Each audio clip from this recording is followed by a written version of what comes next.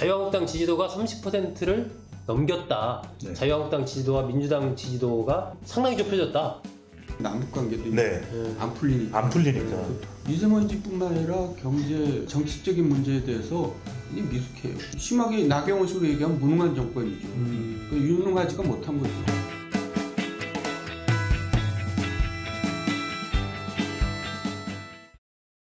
최근에 이제 리얼미터 네.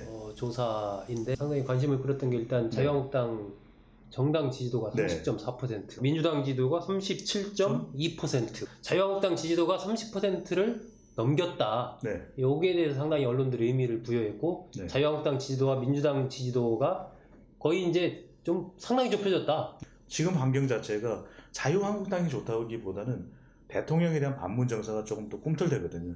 그러면서 샤이 보수가 다시 나는 보수다라고 이야기하는 샤랄라 보수. 샤랄라 보수. 예. 새로운 용어네요. 샤랄라 보수인데 아직 완전히 커밍아웃하는 샤방샤방 보수까지는 못 갔습니다. 그러니까 샤이, 샤랄라, 샤방샤방. 그 다음에 보수. 네. 이건 제가 최초로 만든 이론입니다. 4단계 보수 이론. 아무도 기담아 듣지는 않더라고요. 네. 재밌습니다. 그런데 이건 저는 경제 이슈와의 일종의 그 매치로 일어나는 현상으로 보여지거든요. 왜냐하면 어디서 지지율이 많이 올라면 대구 경북은 우리가 예상하는데 네. 부산 울산 경남에서 자유한국당 네. 지지율을 받습니다. PK 쪽에서 자유한국당 PK가 많이 네. 올라. 근데 그럴 수밖에 없는 것이 여기가 지금 경제가 안 좋아도 너무 안 좋거든요. 특히 대통령의 고향인 거제도 난리도 난리가 아닙니다. 이번 지금 현대중공업이 대우조선을 인수합병하는 거에 대해서 여하튼 인수합병이 되면은 거제는 타격을 입을 수밖에 없거든요. 네. 그러면 그 부분에 대해서 지역 정서는 안 좋아질 수밖에 없는 것입니다. 가장 저는 주목한 것은 20대 지지율이 내려갔어요. 20대가 지금 거의 대통령 지지율이 찬반이 비슷합니다. 과거보다 그러면 상당히 네. 하락을 한 거네요.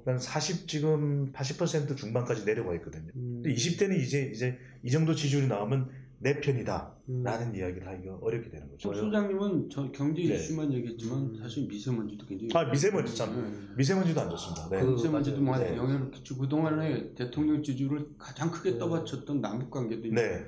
안 풀리니까 그것도 같이 영향을 줬겠죠 당연히. 특히 20대 남녀로 보면은 지금 잘 지적을 해주셨듯이 남성들의 경우에 이 남북관계에 더 예민하게 반응하더라고요. 네. 아주 잘 되고 좋고 가시적이면은 긍정적으로 평가하는데 뭔가 안 되는데 너무 여기에 밀어붙이고 좀 더 국내 현안에 관심을 비중을 안 기울이는 것으로 나타나면 또 안 좋아지거든요. 20대 남성들이 특히. 20대 여성은 상대적으로 상당히 높고 이랬었는데 최근에 그 미세먼지 저도 이제 딸 둘인데 다 20대거든요.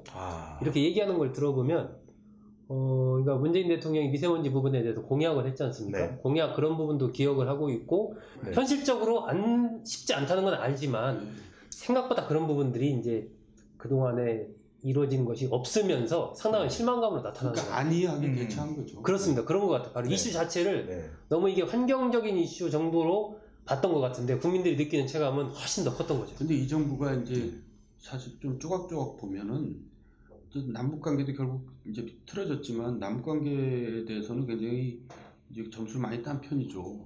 그리고 대통령 그때 신년 기자회견 보면 남북관계에 대해서 질문하면 대표는 굉장히 천산유수로 잘하시더라고요. 전문가예요, 역시.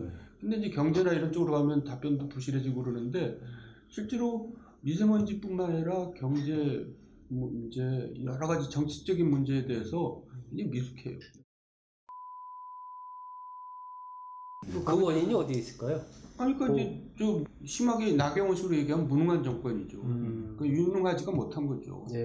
그러니까 공무원들을 잘 활용을 못하고 있는 거예요. 일은 공무원들이 하는데 공무원들을 배관시하면서 믿지 못하고 있다. 그렇게 가니까 이제 일이 안 되는 거죠.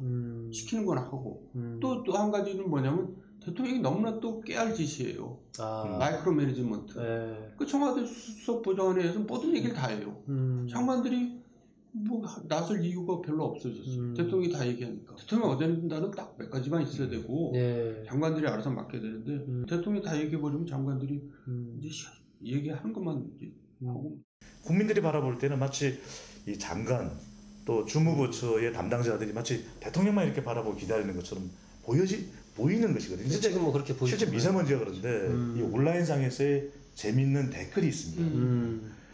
지금까지 이런 미세먼지는 없었다. 먼지라서 못 막는 것인가, 뭔지 몰라서 못 막는 것인가. 근데 여기에 딱 해답이 있는 것이거든요. 벌써 2012년, 13년, 14년 황사 또 미세먼지가 이제 엄청난 재난이 될 것이다 그런 게 있었고 2018년 지난해 1월 달에 이 트렌드 모니터가 실시했던 조사를 보더라도 85.3%가 매일 미세먼지는 일상적인 공포가 되었다. 그러니까 공포입니다. 일상의 공포가 됐다. 일상의 공포가 됐는데 85.3%가 그런데도 적극적인 반응이 안 나오는 거죠. 호남 쪽은 아무래도 민주당 지지율이 높을 거고 부산 경남은 최근 들어서 많이 올라오고 있고 중부권인 충청권도 자유한국당에 대한 지지도가 과거보다는 조금 더 올라가고 있는 이런 흐름. 수도권은 어떻습니까? 수도권은 더불어민주당이 높죠. 정당 지지율이 높고 아직도 노무현 대통령의 지지율이 높은데 그런 건 이제 세대 영향도 있는 것 같아요. 아무래도 수도권 쪽에 젊은 세대들이 더 많이 있다라는 그런 것도 있고 또 직업 분포상의 차이도 사무직이 수도권 쪽에 더 많이 모여 있거든요. 강원도 같은 데는 어때요? 강원도도 근데 강원도는 워낙 또 샘플 수가 작습니다. 작아서 그걸 단정할 수는 없는데 강원도 같은 경우만 하더라도 이 지지율이 좀 변화무쌍한 지역이라고 봐야 될 것 같아요. 한때는 철통 같은 보수 정당을 지지하는 지역이었거든요. 그래서 안보 때문에라도. 근데 이 변화의 가장 큰 이유는 이 남북 관계가 변화하고 이 지역의 또 개발에 대한 기대감 이것들이 작동이 된 겁니다. 앞으로 추세가 어떻게 될 걸로 예상하? 지금 뭐 이렇게 보면 리얼미터 조사대로라면 한 7% 정도 차이 아닙니까? 사실상 이건 언제든 어떻게 보면 크로스가 일어날 수도 있는 그런 정도의 차이인데 앞으로는 어떻게 전망하세요? 이 35%는 보수층이라고 보거든요. 근데 그 이상의 지지율까지 올라가야 되는 거기 때문에 자유한국당 지지율이 더불어민주당을 앞서려면 적어도 저는 반사이기 아니라 그냥 대통령을 두드리는 것도 하나의 방법일지 모르겠지만 정말 자기 정책이 있어야죠. 내가 생각하는 미세먼지에 대한은 뭐다. 소득주도 성장을 넘어설 수 있는 우리에 대한은 뭐다. 또 남북관계 관련해서 우리가 생각하는 로드맵은 뭐다. 그걸 좀 더 정확하게 저는 밝히고 그걸 꾸준하게 밀고 나갈 수 있는 그런 의지가 있어야만 또 가능할 거고. 그게 방향으로 치면 소위 말해서 중도개혁, 보수혁신에 맞는 정책이라든가 여러 가지 메시지, 행보가 나와줘야 돼요.